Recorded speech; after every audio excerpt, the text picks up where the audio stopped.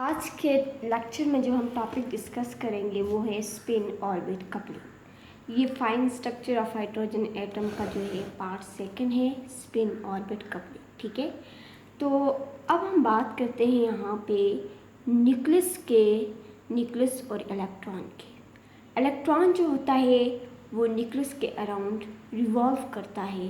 तो जब वो रिवॉल्व करता है तो यहाँ पे दो तरह की मोशन होती है, एक ऑर्बिटाइल मोशन होती है और एक स्पिन मोशन होती है।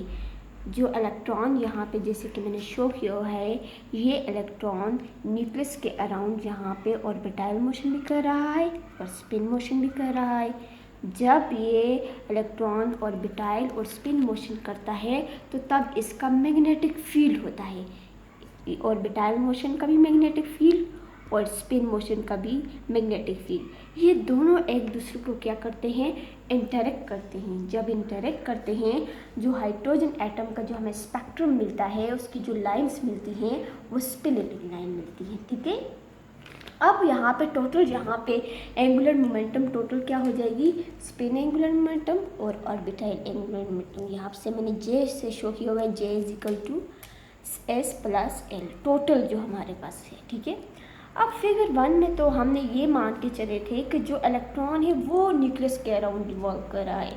अब हम सेकंड केस ये डिस्कस करते हैं, इसमें हम कहते हैं कि अब इलेक्ट्रॉन रेस्ट पे है और जो न्यूक्लियस है वो इलेक्ट्रॉन के रिवॉल्व अराउंड जो है वो रिवॉल्व कर रहा है। ठीक है, अब यहाँ पे देखें जैसे कि ये हमारे पास इलेक्ट्रॉन है और ये हमारे पास न्यूक्लियस है। अब ये न्यूक्लियस जो है ये इस इलेक्ट्रॉन के अराउंड रिवॉल्व कर रहा है। ठीक है, अब यहाँ पे जब ये प्रोटॉन जो है ये इलेक्ट्रॉन के अराउंड जब रिवॉल्व करता है तो तब इसका मैग्नेटिक फील्ड होता है। ये अपने मैग्नेटिक फील्ड को इलेक्ट्रॉन की फ्रेम में सेट करता है और ये क्या करता है, ये टॉर्क को एक प्रोड्यूस करता है। स्पिनिंग इलेक्ट्रॉन जो होता है वहाँ पे टॉर्क को प्रोड्यूस करता है। ठीक है, अब इस सिस्टम के लिए जब हम हैमिल्टोनियन की बात करते हैं तो हमारे पास इस सिस्टम में हैमिल्टोनियन क्या होता है, The Hamiltonian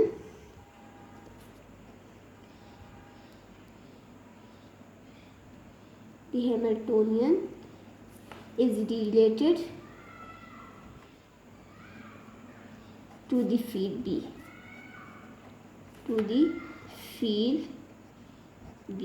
ठीक है, अब हमारे पास यहाँ पे हैमिल्टोनियन क्या हो जाएगा, हैमिल्टोनियन होता है mu dot minus mu dot B, ये हैमिल्टोनियन होता है। ठीक है, इसमें जो म्यू है ये हमारे पास क्या रिप्रेजेंट करता है, ये रिप्रेजेंट करता है magnetic dipole movement of electron, magnetic dipole movement of electron, इसको रिप्रेजेंट करता है। और यहाँ पे बी जो है ये क्या रिप्रेजेंट करता है, ये करता है magnetic field of proton, magnetic field of proton.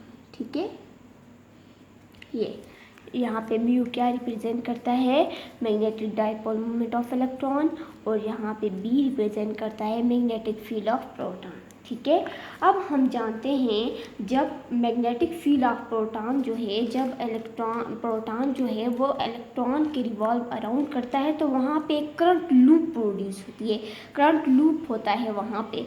अब बाय-सेवर्ट्स लॉ के मुताबिक, बाय-सेवर्ट्स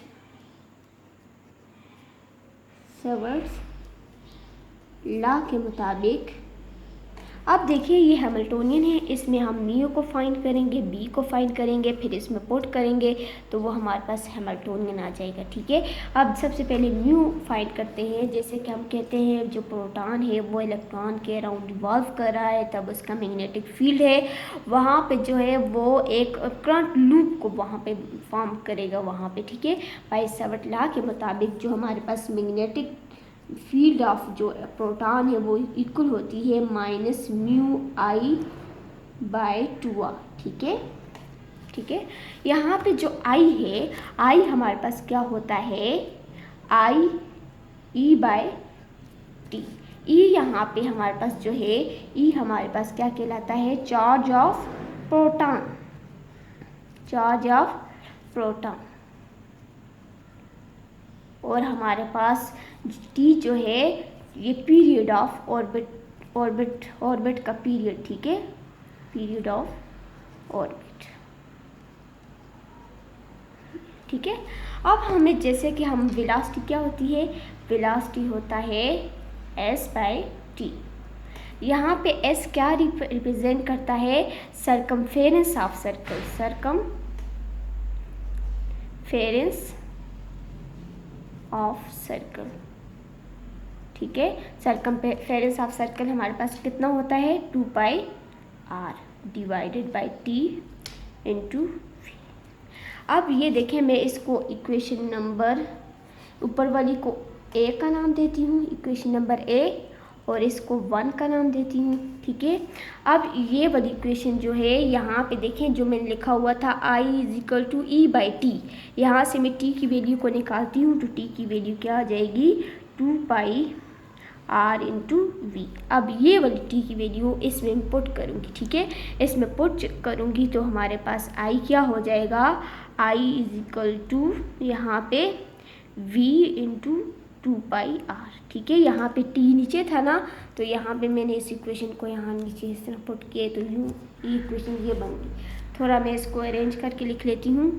ये वाली इक्वेशन जो है, अब ये वाली इक्वेशन को यहाँ पे I जो है, अब इसको मैं इक्वेशन नंबर 2 का नाम देती हूँ। पुटिंग इक्वेशन नंबर 2 इन 1, पुटिंग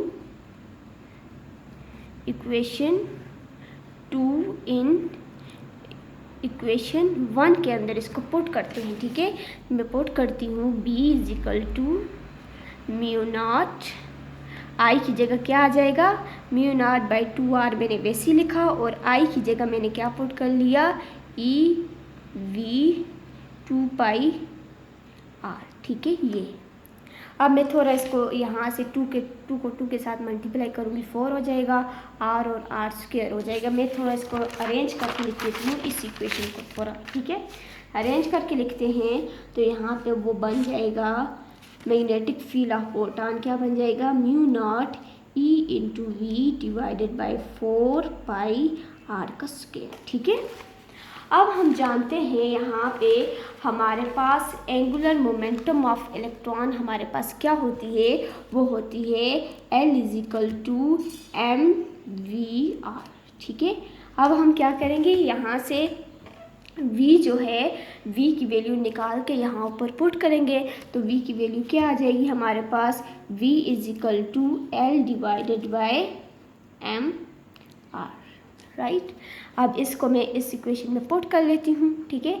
तो जब मैंने v की वैल्यू ऊपर पुट की तो मेरे पास रिजल्ट कुछ यूँ आ जाएगा, डिवाइडेड बाय 4πr का स्क्वायर, और यहाँ पे मैंने किसकी वैल्यू, v की वैल्यू पुट की L/mr, ठीक है, ये हो गया। अब मैंने यहाँ पे इसको m को r और r का क्यूब, यहाँ इसको मैं थोड़ी अरेंज करके लिखती हूँ, μ0 L डिवाइडेड बाय 4πmr का क्यूब, ठीक है।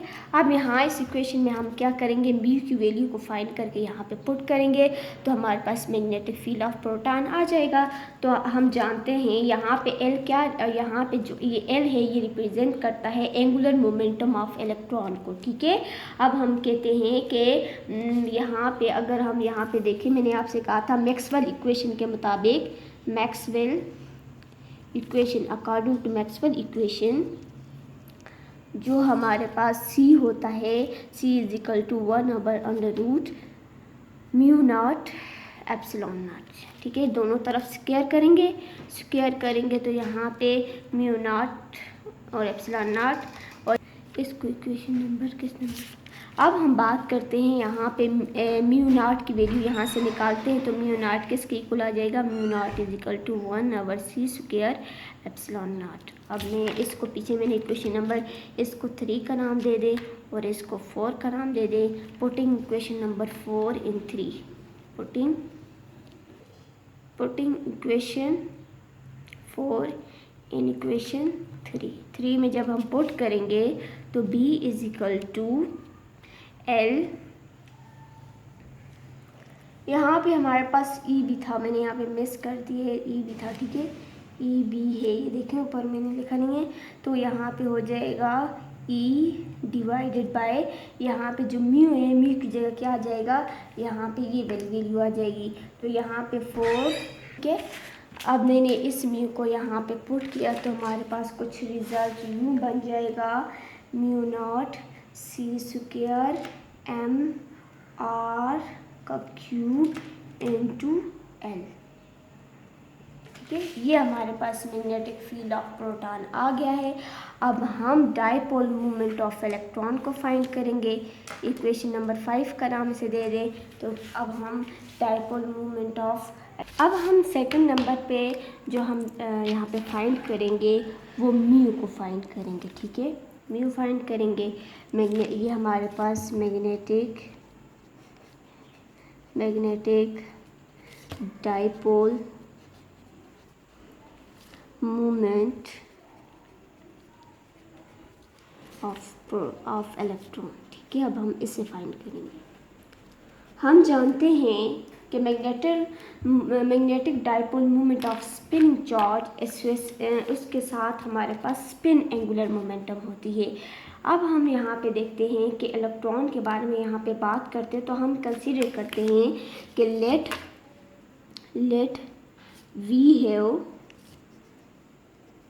we have a charge q orbiting around a ring of radius r in time t। अब देखिए यहाँ पे मैं ये कह रही हूँ कि जब ये चार्ज ऑर्बिटाइल मोशन करेगा तो इसी वजह से हमारे पास रिंग यहाँ पे कैसे एक रिंग बन जाएगी कि वो एक रिंग के अराउंड मूव करेगा। इसकी मोशन की वजह से, ऑर्बिटाइल मोशन की वजह से यहाँ पे एक रिंग होगी और उसका रेडियस r होगा और उसका टाइम t होगा। तो हमारे पास magnetic dipole movement of ring क्या होगी, द मैग्नेटिक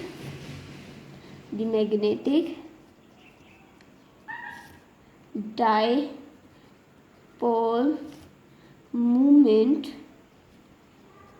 ऑफ रिंग की क्या होगी डाइपोल मूवमेंट, हम जानते हैं mu is equal to current into area. ठीक है, अब हमारे पास हम करंट क्या होता है, चार्ज बाय टाइम, और एरिया हमें सर्कल का पता है कितना होता है, पाई आर का स्क्वायर। ठीक है, तो मैंने यहाँ पे म्यू निकाला। ठीक है, अगर हमारे पास यहाँ पे सेकंड केस में यहाँ पे कंसीडर करूँगी, if mass of the ring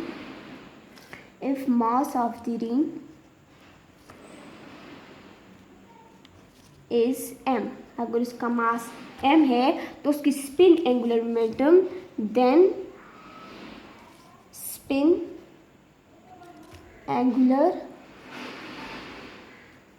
momentum क्या होगी उसको हम यहाँ पे अभी हम लिखते हैं, वो होगी s इज इक्वल टू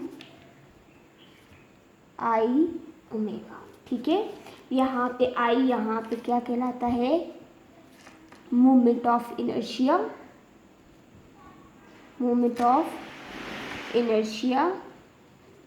और यहाँ पे ओमेगा जो है ये एंगुलर वेलोसिटी, क्या है, एंगुलर वेलोसिटी। ठीक है, अब मोमेंट ऑफ इनर्शिया आपको पता है किसके इक्वल होता है, m r स्क्वायर, और एंगुलर वेलोसिटी 2π/t इक्वल होता है। ठीक है, तो इसको मैं थोड़ा रीअरेंज करके लिखती हूँ, तो 2πmr²/t ये स्पिन एंगुलर मोमेंटम आ गई। ठीक है, अब हम क्या करेंगे, इस इक्वेशन पिछली वाली जो पेज है उससे मैंने इक्वेशन का नाम क्या दिया था, 5, इसको मैं 6 का नाम दे देती हूँ और इसको 7 का नाम दे देती हूँ। अब मैं क्या करती हूँ, इक्वेशन नंबर 6 को 7 पे डिवाइड कर देती हूँ। ठीक है, अब मैं लिखती हूँ डिवाइडिंग इक्वेशन 6/7। ठीक है, तो क्या हो जाएगा, mu by S is equal to, ये इक्वेशन मैंने लिखूंगी। T/r का स्क्वायर। इस इक्वेशन को जब मैं डिवाइड की फॉर्म में लिखूंगी तो ये ऊपर मल्टीप्लाई का साइन डाल के मैं इसको इस इक्वेशन को इस तरह लिख सकती हूँ, ठीक है, 2πmr स्क्वायर, ठीक है, ये हो जाएगा। अब इस इक्वेशन में अगर देखें तो t से कैंसिल हो रहा है, r से कैंसिल हो जाएगा, तो यहाँ पे क्या बच जाएगा, यहाँ पे इसी तरह पाई से कैंसिल हो रहा है, तो q divided by m 2m mu by s, ठीक है, म्यू बाय s। अब मैं s को उस तरफ लेकर चली जाती हूँ तो फिर क्या होगा, s को जब मैं उस तरफ लेकर जाऊँगी तो ये इक्वेशन बन जाएगी q divided by 2m into s, ठीक है। अब हम इसको हम जायरोमैग्नेटिक रेशो भी कहते हैं, और ये रेडियस पे भी डिपेंड नहीं करी, टाइम पे भी डिपेंड नहीं करी। तो अब हम क्या करते हैं, यहाँ पे हम ये कहते हैं कि यहाँ पे जो चार्ज जो हम ले रहे हैं, अब हम इलेक्ट्रॉन की चार्ज की बात करती हैं, तो ये तो क्लासिकल रिजल्ट है। तो अब हम क्या करेंगे, this is purely classical calculation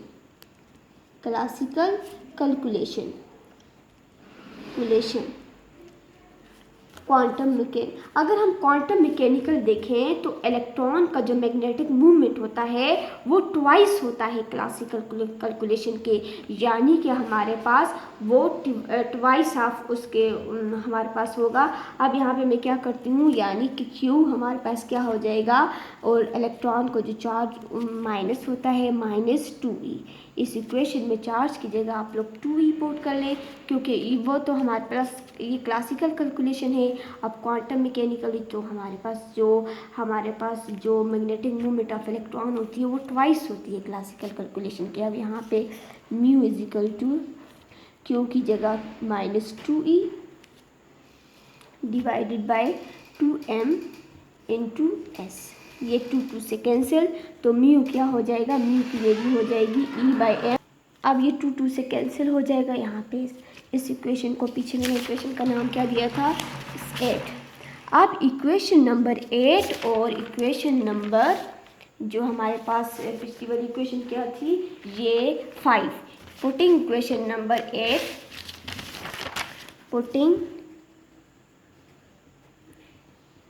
putting equation 8 and 5 in equation, इसको हमने इक्वेशन नंबर ए का नाम दिया है, हैमिल्टोनियन को इस ए में पुट करो, इन इक्वेशन नंबर ए में जब हम पुट करते हैं तो हैमिल्टोनियन क्या हो जाएगा, यहाँ पे देखें म्यू का ये वाला माइनस, और जो हैमिल्टोनियन यहाँ पे मैं लिख लेती हूँ दोबारा, हैमिल्टोनियन E इंटू बी, देखें यहाँ पे पुट करेंगे, यहाँ पे म्यू की वैल्यू जब पुट करते हैं तो ये माइनस यहाँ पे म्यू की जगह जब -E/m इंटू एस डॉट, और यहाँ पे बी की जगह जो वैल्यू है मैंने वो पुट करनी है, यहाँ पे मैंने पुट की 4πε0 c का स्क्वायर m r का क्यूब इंटू l, ठीक है, ये माइनस माइनस प्लस हो जाएगा, तो E डिवाइडेड बाई m, ये E divided by m s dot E divided by 4πε0 c का स्क्वायर m r का क्यूब, ठीक है। अब मैं क्या करती हूँ, यहाँ देखें दोनों इक्वेशन में से E 4πε0 को मैं यहाँ पे ये इकट्ठा वैल्यूज़ को मैं थोड़ा ये रेंज ये और ये E का स्क्वायर हो जाएगा, और यहाँ पे देखें 4πε0 ये एक जगह करके मैंने लिख लिया, और इसी तरह 1 डिवाइडेड बाई m यहाँ पे m और m का स्क्वायर हो जाएगा, c का स्क्वायर और r का क्यूब, ये मैंने एक जगह करके लिख लिया, ठीक है, और इंटू s डॉट l, ये s और ये डॉट l मैंने यहाँ पे लिख लिया, ठीक है। अब हमारे पास यहाँ पे s क्या रिप्रेजेंट करता है, यहाँ पे s रिप्रेजेंट करता है स्पिन एंगुलर मोमेंटम,